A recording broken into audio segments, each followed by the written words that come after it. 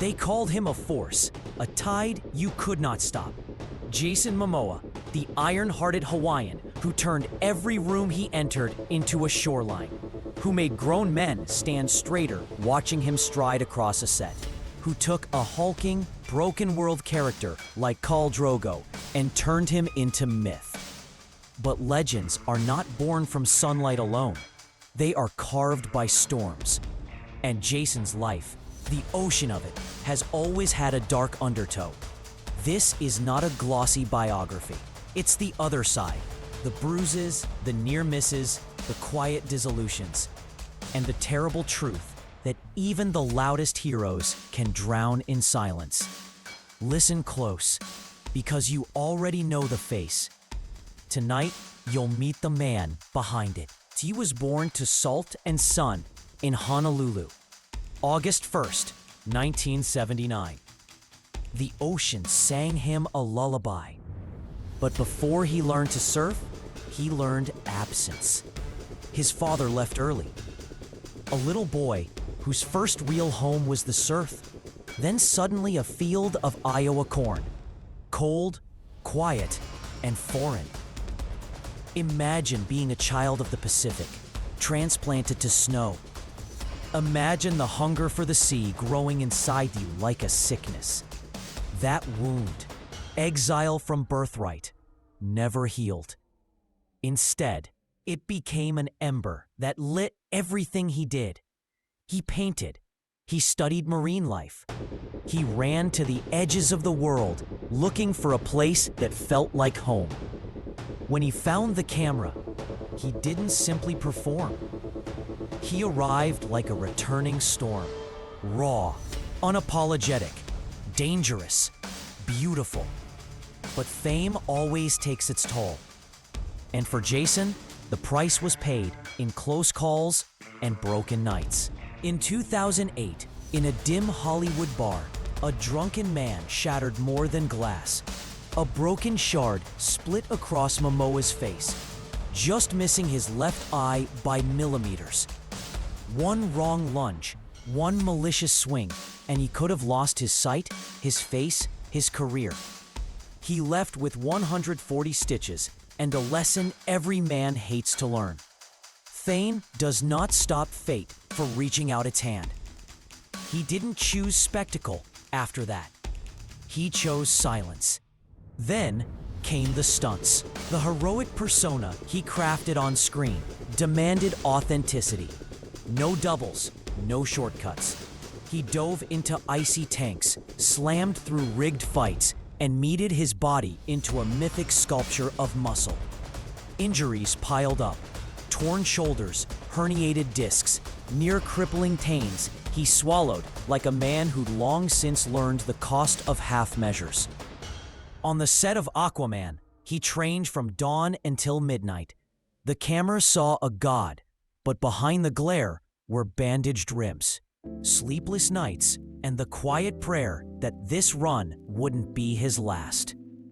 And yet the public's roar was not enough to wipe out Private Hollows. When Paul Walker died in 2013, Jason didn't scream into cameras. He stood on a shoreline and wept until the waves took the salt from his eyes. Paul was not just a friend. He was a brother of the sea, a mirror to the part of Jason that refused to be performative. Walker's sudden death left a crack in Jason that no box office success could fill. He turned grief into action, charity, ocean conservation, search and rescue work, a way to give the pain direction and meaning. Love, when it arrived, felt like land after long exile. Lisa Bonet, luminous, serene, older, walked into his life like a promise kept. Their union was not a celebrity stunt. It was a quiet claiming, a private life built on slow mornings, kids with sun-roughened hair, and a family stitched together by love that never begged for headlines. For 16 years, they built a sanctuary in Topanga Canyon, a refuge from the paparazzi gauntlet, a place where Jason could teach his children to surf and swing hammers, and where he briefly believed in ordinary things. Breakfast at dawn, bedtime stories, a life without the constant ache of performance. But the same tides that lift you can pull you away. Fame required his motion. Fatherhood required his presence. Lisa's peaceful strength became the beacon, and, paradoxically, the distance. She pursued stillness. He chased motion. The man who used to fill a room with laughter began to retreat into rehearsal rooms, into long flights, and into the solitude of hotel corridors. The years of quiet devotion frayed into polite dinners and short FaceTime calls. When they finally spoke of separation, it wasn't with fury. It was with an almost unbearable tenderness. "We free each other to become the people we are learning to be," they said. No scandal, no shouting, just the sober dismantling of a life two adults had built and could no longer inhabit together. When the divorce landed, the press feasted on the spectacle. But what mattered was not the headlines. It was the household that remained. 2 children, a father who still surfed at dawn with them, and a man carrying the tenderness of a former sanctuary like a well-polished stone. Jason did not disappear into blame. He remained present, a modern father shaping motorcycle projects with his son and surfing with his daughter. He grieved without dramatics. That grief was honest, and it made him human for a public that often prefers caricature. Yet his scars were not only emotional. In 2022, he survived a terrifying motorway collision, the kind of accident that makes a man count his days and rewind his life like a film. Metal screamed, glass shattered. He emerged shaken but intact, reminded again that mortality sits beside every steering wheel and every camera lens. The accident didn't break him, but it was another test. The body is fragile. The spirit is stubborn. Then there's the soft rebirth, Adria Arjona. She didn't arrive with fanfare or courtship rumors. She entered quietly, like dusk that turns to night without jarring the world. A warmth without demand. She gave him the space to be steady again. With her, he learned how to love with gentleness instead of rescue. Call it luck, call it timing, call it adulthood. At 46, Jason's love life was not about grand gestures. It was about repair and the small human things. Dinners that didn't need cameras. Hands held in public because they wanted to be, not because it played well on a red carpet. But the undercurrent never fully disappears. He's had near losses that could have ended everything. The 2008 facial attack. The years when potential roles dried up and he had to borrow money. The injuries that made him doubt whether he could keep pushing. The private nights when the only company was a silent ocean and a restless heart. Those are the things Hollywood doesn't show.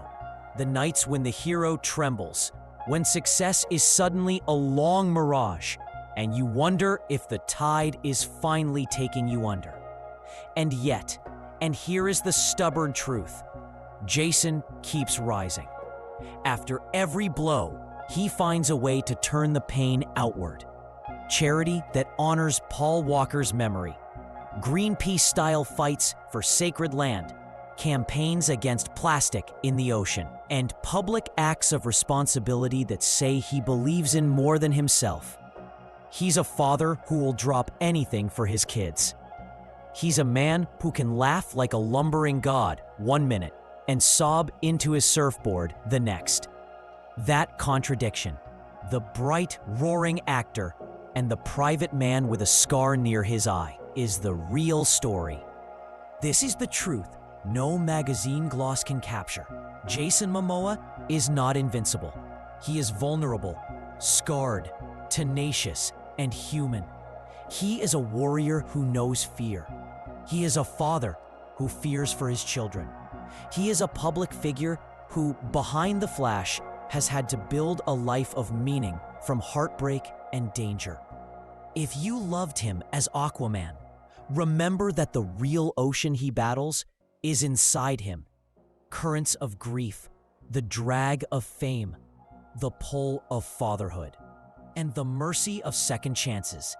And if you admire a man who walks through the flames and still chooses to protect others, then honor him not for the armor he wears on screen, but for the wounds he wears with dignity off it. If this moved you, leave a like as a quiet tribute. Share his story with someone who needs proof that heroes can bleed, and then keep going.